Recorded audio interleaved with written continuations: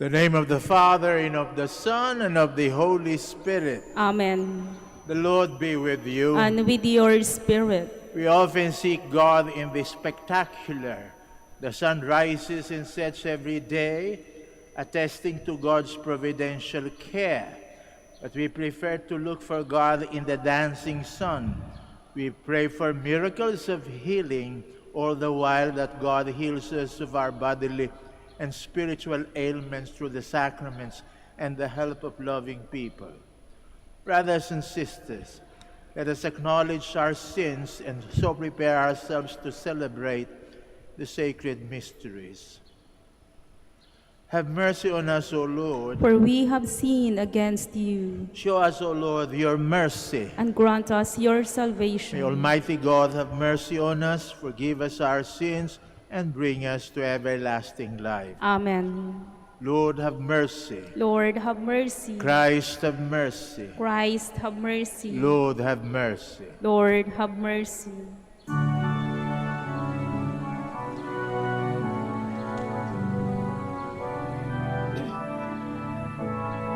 Glory to God, glory to God, glory to God in the highest, and on earth, peace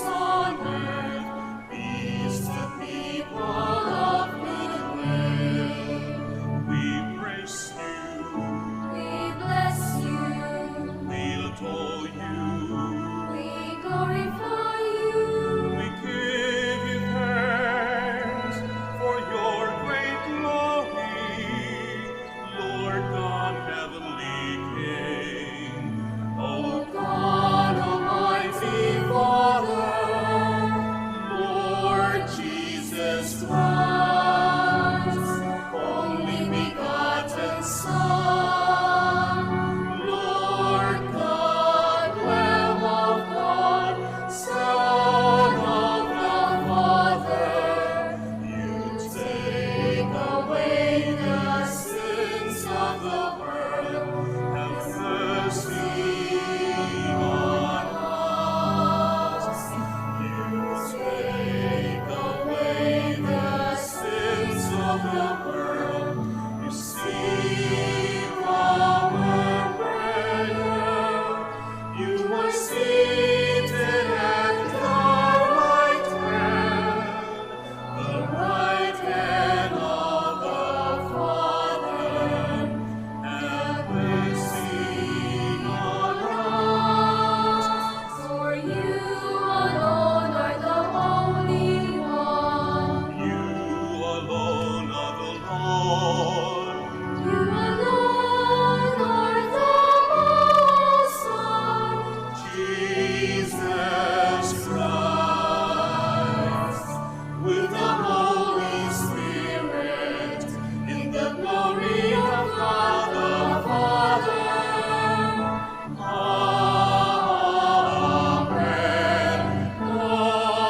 Amen. Let us pray. O God, who in the abasement of your Son have raised up a fallen world, fill your faithful with holy joy, for on those you have rescued from slavery to sin, you bestow eternal gladness. Through our Lord Jesus Christ, your Son, who lives and reigns with you in the unity of the Holy Spirit, God forever and ever. Amen. Please be seated. God does not give up on his rebellious people. He sends Ezekiel to call them to a change of heart. A reading from the book of the prophet Ezekiel. As the Lord spoke to me, the Spirit entered into me and set me on my feet. And I heard the one who was speaking say to me, Son of man, I am sending you to the Israelites, rebels who have rebelled against me. They and their ancestors have revolted against me to this very day. Hard of face and obstinate of heart are they to whom I am sending you. But You shall say to them, Thus says the Lord God. And whether they heed or resist, for they are a rebellious house, they shall know that a prophet has been among them. The word of the Lord. Thanks be to God. Our eyes are fixed on the Lord, pleading for his mercy. Our eyes are fixed on the Lord, pleading for his mercy. To you I lift up my eyes, who are enthroned in heaven, as the eyes of servants are on the hands of their masters. Our eyes are fixed on the Lord, pleading for his mercy. As the eyes of a maid are on the hands of her mistress, so are our eyes on the Lord our God, till he have pity on us. Our eyes are fixed on the Lord, pleading for his mercy. Have pity on me, O Lord, have pity on us, for we are more than sated with contempt. Our souls are more than sated with the mockery of the arrogant, with the contempt of the proud. Our eyes are fixed on the Lord, pleading for his mercy. Paul is given extraordinary revelations, but he is content with weakness, because in it the power of Christ is made more manifest. A reading from the second letter of St. Paul to the Corinthians. Brothers and sisters, that I, Paul, might not become too elated because of the abundance of the revelations, a thorn in the flesh was given to me, an angel of Satan, to beat me, to keep me from being too elated. 3 times I begged the Lord about this, that it might leave me. But he said to me, My grace is sufficient for you, for power is made perfect in weakness. I will rather boast most gladly of my weaknesses, in order that the power of Christ may dwell with him. Therefore, I am content with weaknesses, insults, hardships, persecutions, and constraints, for the sake of Christ.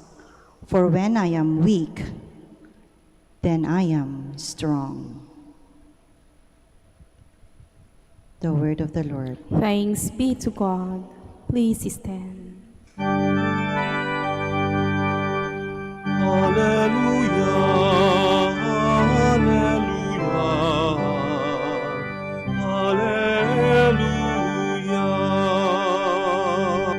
The Spirit of the Lord is upon me, for he sent me to bring glad tidings to the poor.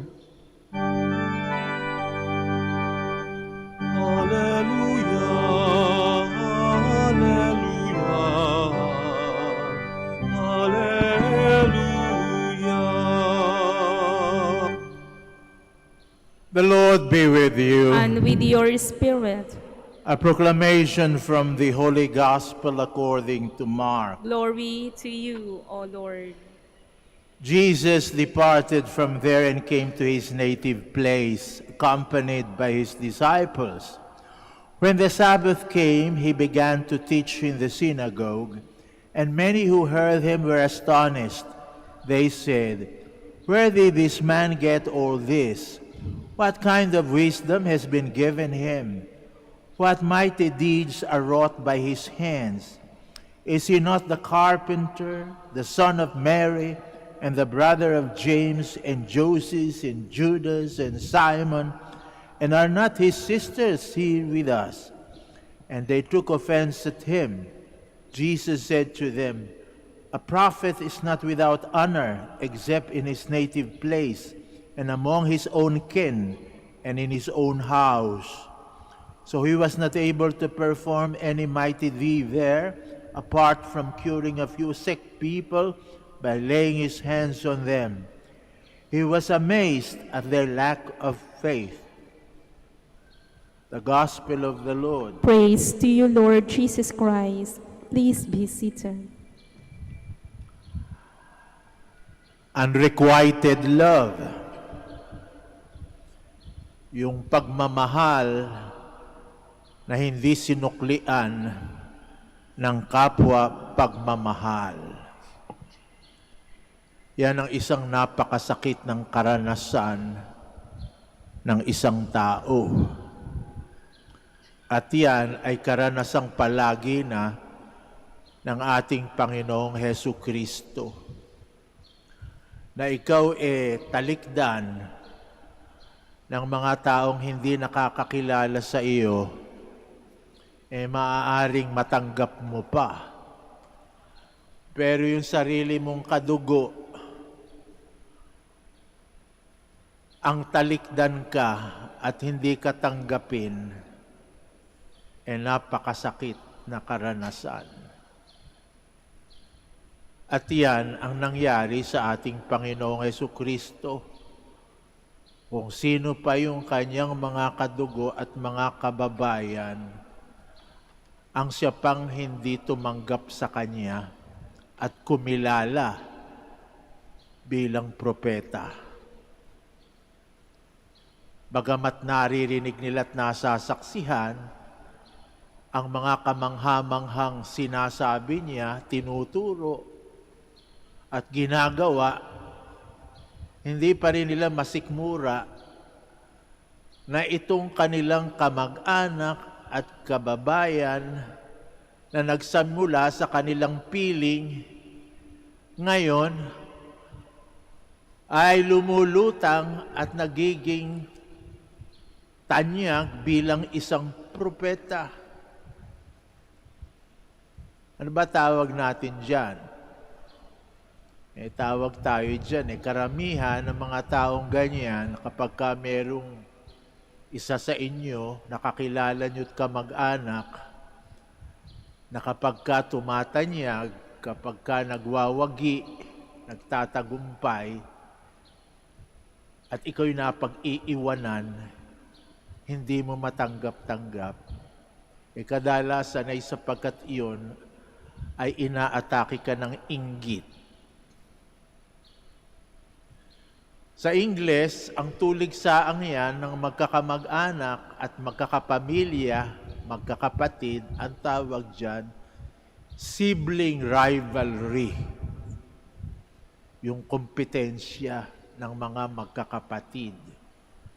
Kung sino sa kanila ang higit na mahusay, higit na nagtagumpay. Kaya yan nagmamalaki yan, payabangan yan, nakikita mo yan kapag may family reunion. Kaya kawawa ka kung ikaw nasa laylayan ng pamilya at ikaw ay hindi nakarating sa rurok ng tagumpay, samantalang yung iba mong mga kapatid ay nandoon at tinatangala. Malamang minamaliit ka ng mga kapatid mo, at ikaw naman, nagre-rebelde yung sakit sa loob mo sapagkat minamalait ka. Sibling rivalry. Maraming krimen ang ibinunga ng sibling rivalry magmula pa nung unang panahon. Kaya yung mga unang krimen nagsimula sa mga magkakapatid. Ang unang patayan nagsimula sa magkapatid. Si Cain pinatay si Abel dahil sa inggit. Mukhang napapansin niyang mas malapit si Abel sa Panginoon kaysa sa kanya. Kaya naging sala rin si Cain. Ang unang lukuhan at utakan, the first scam, ika nga, nangyari din sa magkapatid. Ang paksa ay mana. Mana, issue ng mana. Kaya inutakan ni Jacob yung kanyang kapatid na si Esau upang siya ang magtamo ng mana sa halip yung nakatatandang si Esau. Sapagkat kung hindi, yung mga pinagtirahan lang ni Esau ang mapupunta sa kanya. Kaya inutakan niya yung kanyang nakatatandang kapatid at yung nakababata, smart, ang nakakuha ng dapat sana'y buong-buong mana na tatanggapin nung kanyang nakakatandang kapatid. Kaya yung unang denggoyan at unang lukuhan nangyari sa magkapatid. Human trafficking nagsimula sa magkakapatid. Ano ba yung human trafficking? Yung mga nangyayari ngayon na pinagbibili yung kapwa mo, halimbawa, yung mga sindikatong itinitinda yung serbisyo ng ating mga OFW, pagkatapos wala nang palang mahihita sapagkat wala namang trabaho dun sa kabila. O kaya naman kung ano-anong trabahong illegal, ang pangako yung mga trabahong legal, papadala ka kung saan-saan, na wala naman palang kahihinatnan sapagkat hindi lamang mababa ang sweldo, kung hindi magkakabaong-baong ka sa utang, nakadalas ay wala pang ibibigay sa iyo ni pisong duling. Human trafficking yun. Halimbawa yun. Nangyari din sa magkapatid yun. Si Joseph, may 11 magkapatid siya. Nainggit sa kanya dahil paborito siya ng tatay niya. Ano ginawa ng 11? Lingid sa kaalaman ng tatay nila, pinagbili si Joseph. Pinagbili doon sa mga nagninegosyo sa Ehipsyo para maging alipin. Kaya ang unang OFW si Joseph at ang mga tinatawag nating mga illegal recruiters at human traffickers, yung kanyang mga sariling kapatid. Kaya madilim ang kasaysayan ng mga magkakapatid. Tayo kay hilig-hilig nating tumawag sa kapatid, hindi ba? Dito sa Pilipinas, yan, kahit hindi mo kilala o bago kilala mo, ate, kuya. Maski dito sa simbahan, isa lang ang tawagan, mga kapatid. Ngayong nalaman nyo, ang madilim na kasaysayan ng kapatiran, magmula pa sa banal na kasulatan, sa lumang tipan, kapag may tumawag sa iyong kapatid, nenervyusin ka. Hindi mo alam kung ano gagawin sa iyo ng tumatawag sa iyo ng kapatid. Papatayin kaya ako nito? Lulukohin kaya ako nito? Ipagbibili kaya ako nito? Kaya nga sa tinagal-tagal ng aking paglilingkod bilang kanselor, paminsan-minsan, matagal na, matanda na ako, kita ninyo. Kadalasan, nauuwi sa iyak nung humihingi ng payo sapagkat ang nirereklamo ay kanyang kapatid. Father, bakit kapatid ko pa? Kapatid ko pa. Ayun. Ano sagot ko? Sino pa ba? Magmula pa ng unang panahon, yung mga magkakapatid, sa halip magmahalan, panay ang awayan. Yan, nangyayari. Kaya itong nangyayari kay Jesus. Yan bago pa kay Jesus.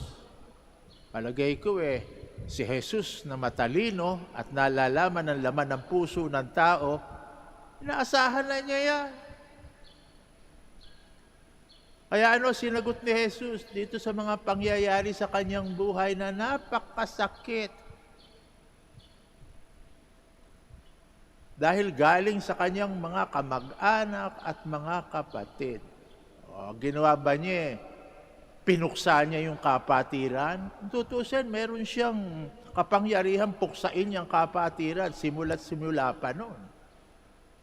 At sabihin, itong mga taong ito, lagi away ng away, puksain ko nga ito at magtayo ako ng bago na mas mahusay. Hindi niya ginawa. Pinagtiyagaan ng Diyos. Kaya yung buong kasaysayan ng lumang tipan, ang ganiwa ng Diyos pagriremedyo doon sa nawarak na kapatiran. Kung kayo siguro, hindi ganun ang paraang gagawin nyo. Pag meron kayo nabasag na pinggan, itatapon nyo yung nabasag na pinggan. Mahirap kasi pagduktong-duktongin na. Ang gagawin nyo, tatapon nyo, bibili na lang kayo ng bago. Ang Diyos hindi, pinulot isa-isa yung piraso. At binuong muli. Ganyan ang pagtatyaga ng Diyos. Kaya pinadala niya yung kanyang anak, ang ating Panginoong Jesucristo, upang bubuuin ang kapatiran. Siya pa nga, naging biktima ng ganyang pagtrato ng kanyang mga kamag-anak at magkakapatid. Naghiganti ba siya? Hindi. Ano ang kanyang approach? Wait. Maghintay ka. Magpasensya ka. Hanggang sa bumalik sa iyo at pag bumalik sa iyo, tanggapin mo. Pag humingi ng patawad, patawarin mo. Bakit? Kapatid mo. Mapipili mo ba yung kapatid mo? Yan ay tinakda ng tadhana. Kapag ka dumating yung kapatid mong yan, iyan na yan. Kayo ba namili ng kapatid? Nung bang niluluwal ng nanay nyo, yung sumunod sa inyo at hindi nyo type, nakita nyo, ba't ganyan? Nung lumalabas sa nanay ko, sinabi nyo ba, balik. Kung ano yung nanggaling sa ina ninyo, kapatid nyo yan, hindi nyo maitatakwil yan. Bahagi na ng tadhana nyo yan. Kaya paano nyo matatakwil yan? Kaya ayaw nyo sa hindi, kapatid nyo yan. Kaya nga ating Panginoong Jesucristo, nung nagpapaalala siya, na kung bakit natin tatanggapin yung ating kapatid, marami siyang mga salaysay, mga kwento. Yung isa sa Ebanghelyo ni San Lucas, yung popular na The Parable of the Prodigal Son. Alam nyo yun, hindi ko na ikukwento, hahaba ang ating kwentuhan. Yung nakababatang kapatid, pagkatapos magwala, kinuha yung kayamanan, yung mana niya, hindi pa namamatay yung tatay, pagkatapos winaldas, hindi lang winaldas, sa maling pamamaraan, kaya nakataya pati pangalan ng pamilya. Dinumihan niya, nung maubos na, at nagdurusa na, bumalik. Nadatnan niya? Yung tatay na naghihintay. Kaya malayo pa man din yung anak na naglayas, nung makita niya pa lang na dumadating na o inihanda na yung handaan, kainan. Kumuha na ng mga banda para tutugtog. Hindi pa humihingi ng tawad yung nakababatang anak niya niyakap na niya at ipinakitang tinatanggap siya. Nung makita nung kanyang nakatatandang kapatid, sabi nung nakatatandang kapatid sa tatay, ano ba naman kayo? Pagkatapos magwala nitong nakababata akong kapatid, winaldas yung kayamanan, pagkatapos pinahiya yung ating pangalan bilang pamilya, eto, Pinaghahanda at pinagpipiesta niyo pa. Tatay, ano na ba nangyari sa iyo? Oo. Ano ang sagot na simple ng tatay? Anak ko yan. Sabihin, kahit anong gawin yan, hindi mo mabubura yun. Anak ko yan. Kahit anong gawin yan, ang katotohanan, anak ko pa rin yan. Pinamumuka dun sa makatatandang kapatid, kapatid mo yan. Maitatakwil mo ba yan? Kapatid mo yan. At hayan, umuuwi na. Ibig sabihin, handa na siyang magbalik loob, humihingi ng patawad. Di ibigay. Yan lang naman ang hinihintay natin, ha? Give him another chance. Do you give up hope on your brothers and sisters? Ikaw ba'y nawawala ng pag-asa sa mga kadugo mo at kamag-anak mo? Ikaw ba pag hinarap mo yung matigas na ulong pasuway na kapatid, sinasabi mo, wala ng pag-asa yan. Sa impyerno na ang tungo niyan. Ganyan ba kayo sa kapatid niyo? O kung may anak kayo, ganyan ba ang turing nyo sa anak ninyo? Pag bumabalik na sa inyo, sinasara nyo yung pinto. Sasabihin nyo, walang tsansa na yan, wala nang pag-asa yan. Kayo unang-unang magsasabing walang pag-asa. O ang Panginoon, hindi. Kaya niya kinuwento. Yan the parable of the prodigal son. Yan. At ganyan naman ang nangyari kay Kristo. Kala nyo ba yun ang ending, itong nasa Ebanghelyong ito? Ng ating Panginoong Hesus Kristo, tinanggihan, parang nagduda yung mga kababayan at kamag-anak niya. Hindi doon ang ending, ha? Nagbunga yung pagtsatsagat pasensya ng ating Panginoong Hesus Kristo. Pag binasa nyo yung gawa, Acts chapter 1, verse 14, makikita nyo ang mga unang Kristiyano sa Jerusalem na kasama ni Mariang naghihintay sa pagdating ng Espiritu Santo, mababasa nyo doon. Mga kamag-anak at kababayan ni Jesus. Isa sa mga apostolis niya, pinsan niya, si Santiago, si James the Less, the author of the letter of St. James. Pinsan niya yon. And the leader of the Christian community in Jerusalem. Pinsan niyo yun. Sapagkat ang nanay ni St. James na si Mary Cleopas at si Mary of Nazareth, ang nanay ni Kristo, ay magpinsan. Kaya magpinsan din silang makalawa. May kamag-anak na. Bandang huli, naniwala din.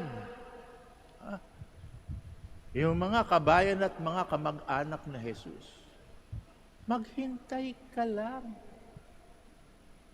Bigyan mo ng pagkakataon.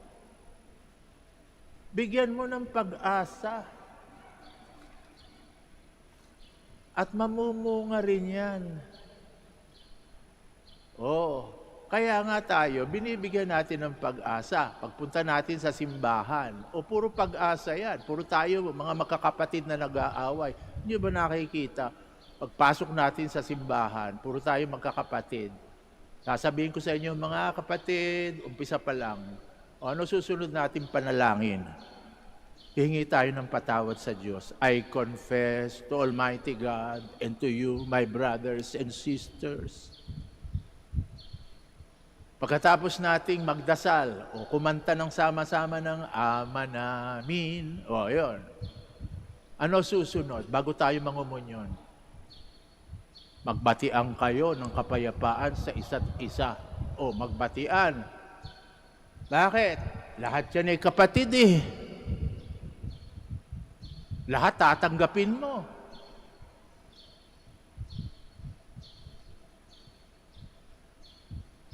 Para kang ventilador, iikot kang ganyan, yung ventilador na normal, 180 degrees. O yan, peace, peace, lahat yan, babatiin mo.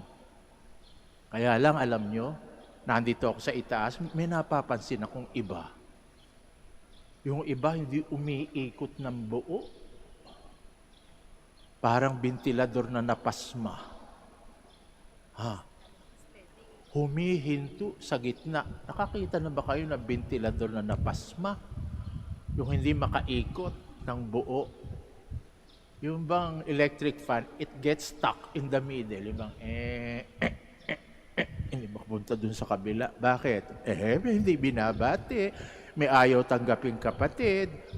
May hindi nginingitian. May sinisimangutan. O pagkat biglang babalik ulit, bubuelta sa kabila. Katatapos lang sabihin ama namin, pinagkait dun sa isa, yung pagkaama. Bakit? Ayaw niyang ibigay yung pagiging kapatid niya. Kaya nga sabi ng ating Panginoong Jesucristo, pag kayo mag-aalay sa dambana, sa altar, at nakaalala kayo na mayroon kayong hindi pagkakaunawaan sa iyong kapatid, itigil niyo muna yung pag-aalay. Balikan niyo muna yung kapatid na hindi nagkaunawaan kayo. Magbatian kayo. Iayos niyo muna ang ugnayan ninyo. At pag naayos na, at saka kayo bumalik. Haharap na kayo pareho sa Ama. Sapagkat paano niyong masasabi na yung inaalaya niyong Diyos ay Ama niyo kung tinatakwil mo yung isa sa mga anak niya.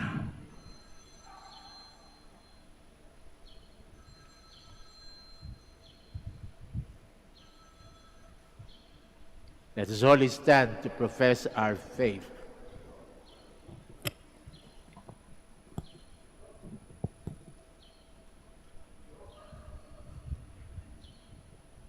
I believe in one God, the Father Almighty, maker of heaven and earth, of all things visible and invisible. I believe in one Lord Jesus Christ, the only begotten Son of God, born of the Father before all ages, God from God, light from light, true God from true God, begotten not made, consubstantial with the Father. Through him all things were made. For us men and for our salvation, he came down from heaven, and by the Holy Spirit was incarnate of the Virgin Mary, and became man. For our sake he was crucified under Pontius Pilate. He suffered death and was buried, and rose again on the third day, in accordance with the Scriptures. He ascended into heaven, and is seated at the right hand of the Father. He will come again in glory to judge the living and the dead, and his kingdom will have no end. I believe in the Holy Spirit, the Lord, the giver of life, who proceeds from the Father and the Son, who with the Father and the Son is adored and glorified, who has spoken through the prophets. I believe in one holy Catholic and Apostolic Church. I confess one baptism for the forgiveness of sins, and I look forward to the resurrection of the dead and the life of the world to come. Amen. Let us pray to the Heavenly Father that we may open to His desire to commune always with us every day in our lives, as we say, Lord of life, be our strength. Lord of life, be our strength. May the Church become a channel of grace and strength in times of weakness and tribulation, we pray. Lord of life, be our strength. May all public servants in government, promote human dignity in the policies they implement and the services they render, we pray. Lord of life, be our strength. May all who experience all sorts of oppression and discrimination be consoled by your loving kindness through the people around them, that they may find the justice they seek. We pray. Lord of life, be our strength. May all who have gone before us, especially our loved ones who have recently died, be welcomed into your promised paradise. We pray. Lord of life, be our strength. Let us pray for the urgent concerns of our community and our personal intentions. We pray. Lord of life, be our strength. Heavenly Father, in times of weakness, we find strength in you. Hear our humble petitions and help us become one another's strength as we journey back to you, our beginning and our end. Through Jesus Christ our Lord. Amen. Please be seated.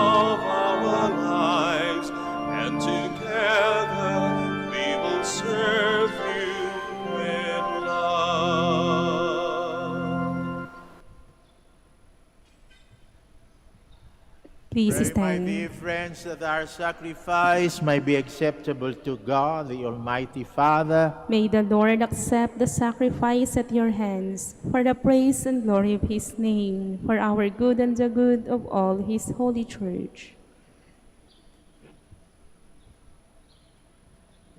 May this oblation dedicated to your name purify us, O Lord, and day by day bring our conduct closer to the life of heaven, through Jesus Christ our Lord. Amen. The Lord be with you. And with your spirit, Lift up your hearts. we lift them up to the Lord. Let us give thanks to the Lord our God. It is right and just. It is truly right and just, our duty and our salvation always and everywhere, to give you thanks, Lord, Holy Father, Almighty and eternal, God, through Jesus Christ our Lord. For through the Paschal mystery, he accomplished the marvelous deed by which he has freed us from the yoke of sin and death, summoning us to the glory of being now called a chosen race, a royal priesthood, a holy nation, a people of your own possession, to proclaim everywhere your mighty works, for you have called us out of darkness into your own wonderful light. And so with angels and archangels, with thrones and dominions, and with all the hosts and powers of heaven, we sing the hymn of your glory, as without end we acclaim. Holy, holy, holy, Lord God of hosts, heaven and earth are full of your glory. Hosanna in the highest. Blessed is he who comes in the name of the Lord. Hosanna in the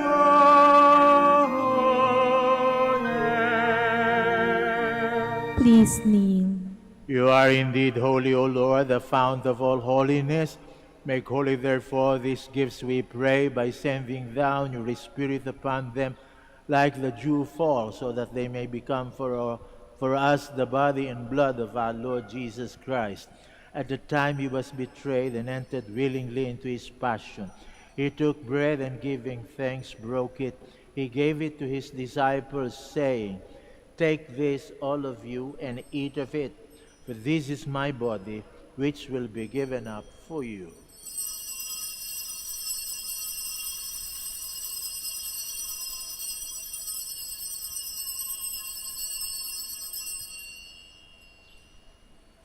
In a similar way, when supper was ended, he took the chalice and once more giving thanks, he gave it to his disciples, saying, "Take this, all of you, and drink from it.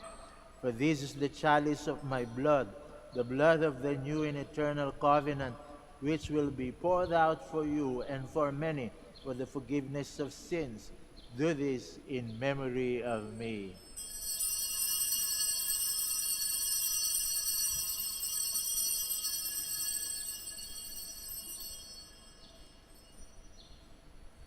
The mystery of faith. When we eat this bread and drink this cup, we proclaim your death, O Lord, until you come again. Therefore, as we celebrate the memorial of his death and resurrection, we offer you, Lord, the bread of life and the chalice of salvation, giving thanks that you have held us worthy to be in your presence and minister to you. Humbly we pray that, partaking of the body and blood of Christ, we may be gathered into one by the Holy Spirit. Remember, Lord, your church spread throughout the world, and bring her to the fullness of charity, together with Francisco, our Pope, Socrates, our Bishop, Fidelis, our auxiliary bishop, Gerard, the master of the order of the preachers, and all the clergy. Remember also our brothers and sisters who have fallen asleep in the hope of the resurrection, and all who have died in your mercy. Welcome them into the light of your face. Have mercy on us all, we pray, that with the Blessed Virgin Mary, Mother of God, Saint Joseph, her beloved spouse, with the blessed apostles, Saint Dominic and Saint Francis, and all the saints who have pleased us throughout the ages, we may merit to be co-heirs to eternal life, and may praise and glorify you through your Son, Jesus Christ. Through him and with him and in him, O God, Almighty Father, in the unity of the Holy Spirit, all glory and honor is yours forever and ever. Amen. Please stand. Jesus loves us, and in his love for us, he taught us to call his own Father our Father. So we have the courage to say,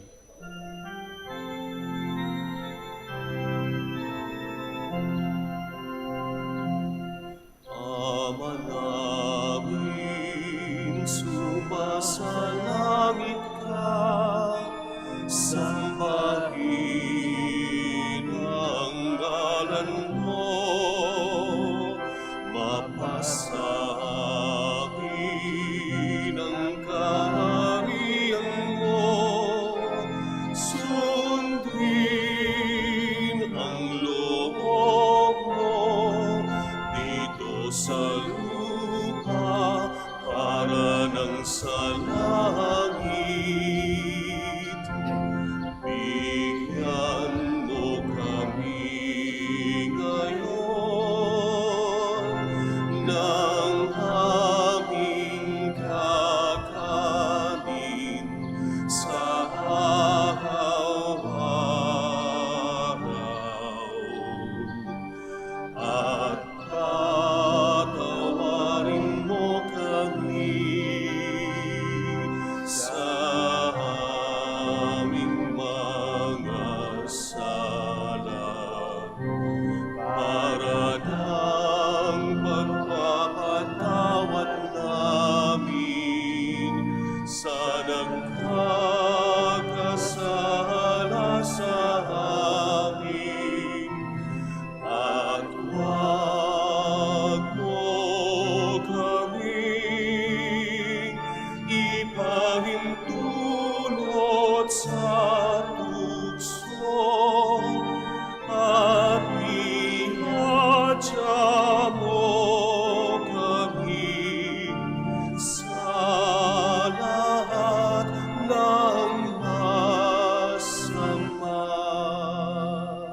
Deliver us, Lord, we pray, from every evil. Graciously grant peace in our days, that by the help of your mercy we may be always free from sin and safe from all distress, as we await the blessed hope and the coming of our Savior, Jesus Christ. For the kingdom, the power, and the glory are yours, now and forever. Lord Jesus Christ, who said to your apostles, "Peace I leave you, my peace I give you," look not on our sins, but on the faith of your church, and graciously grant her peace and unity in accordance with your will, who live and reign forever and ever. Amen. The peace of the Lord be with you always. And with your We spirit. offer one another the sign of peace. Peace, Peace be with be you with you. all. Peace be with you. Peace be with you. Peace be with you. Lamb of God, You take away the sins of the world, have mercy on us. Lamb of God, you take away the sins of the world, have mercy on us. Lamb of God, you take away the sins of the world, grant us peace. Please kneel. behold, this is Jesus, the Lamb of God, who takes away the sins of the world. Happy are we who are called to this communion. Lord, I am not worthy that you should enter under my roof, but only say the word, and my soul shall be healed.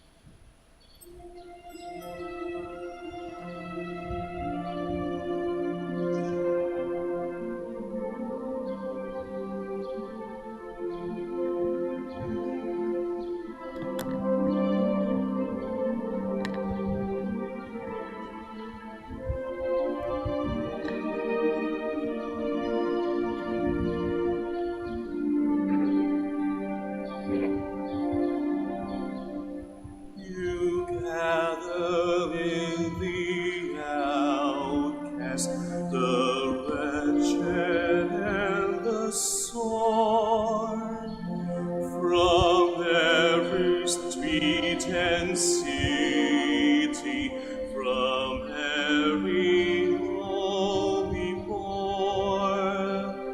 You lay your hands upon us. You heal the wounded soul. You raise the crushed, disheartened. You make the broken whole.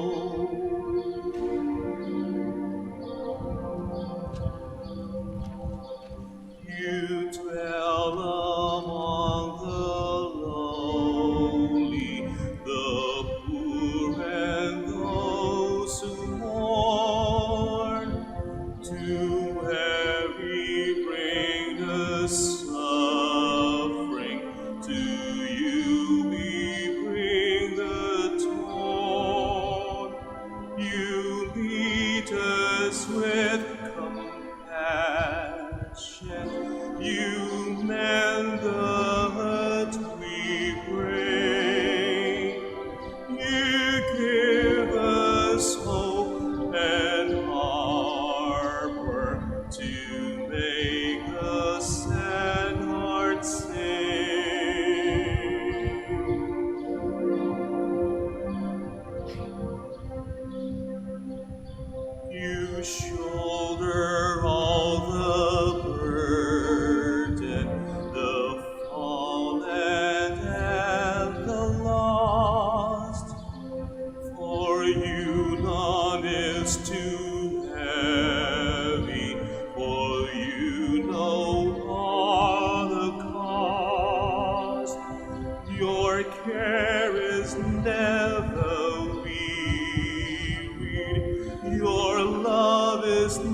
never still. Your watch for us and sleeping and wavering your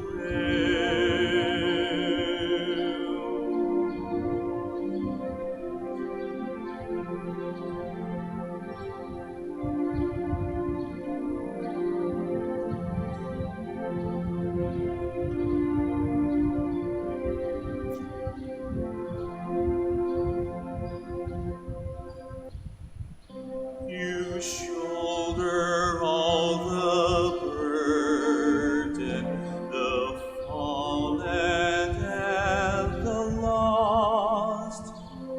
For you none is too heavy, for you know all the cost. Your care is never wearied, your love is never still. Your watch for us and sleeping and wavering your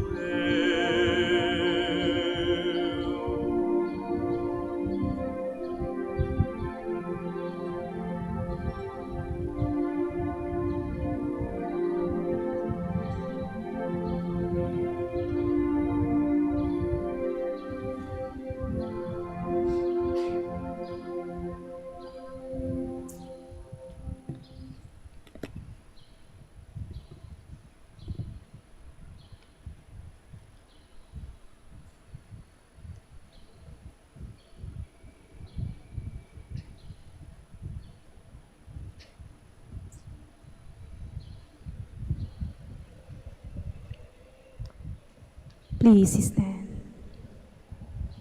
Let us pray. Grant, we pray, O Lord, that having been replenished by such gifts, we may gain the prize of salvation and never cease to praise you through Christ our Lord. Amen. Kami po taus-pusong nagpapasalamat sa inyong lahat na nakiisa sa amin sa pagdiriwang ng Santa Misa. Naway pagpatuloy niyo ang pagdarasal para sa aming mga naglilingkod sa inyo dito sa Basilica Minore of Our Lady of the Rosary of Manaoag. At makakaasa kayong pagpapatuloy din namin ang pagdadasal para sa inyo at sa inyong mga pamilya. Bow down your head for God's blessing. Look, O Lord, on the prayers of your family and grant them the assistance they humbly implore, so that strengthened by the help they need, they may persevere in confessing your name through Christ our Lord. Amen. And may the blessing of Almighty God, the Father, the Son, and the Holy Spirit come down upon you and remain with you forever. Amen. Our celebration is ended. Go in the peace of the Lord. Thanks be to God. Now please join us as we together pray for the blessing of the sick, and then followed by the blessing of rosaries and other religious articles. Our help is in the name of the Lord, Who made heaven and earth. God, our Almighty Father. By your blessing you give us strength and support in our frailty. Turn with kindness towards our sick and aging brothers and sisters. Free them from all illness, restore them to good health through the intercession of Our Lady of the Rosary of Manaoag, so that in the sure knowledge of your goodness they will gradually bless your holy name.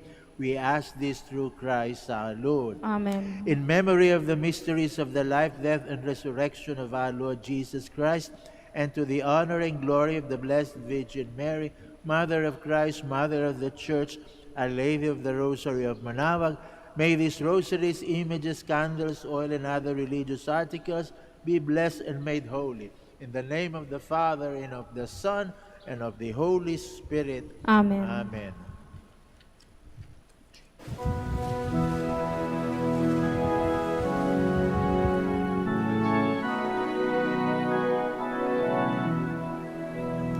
O beautiful Mary, our loving Mother, do help us and lead us to our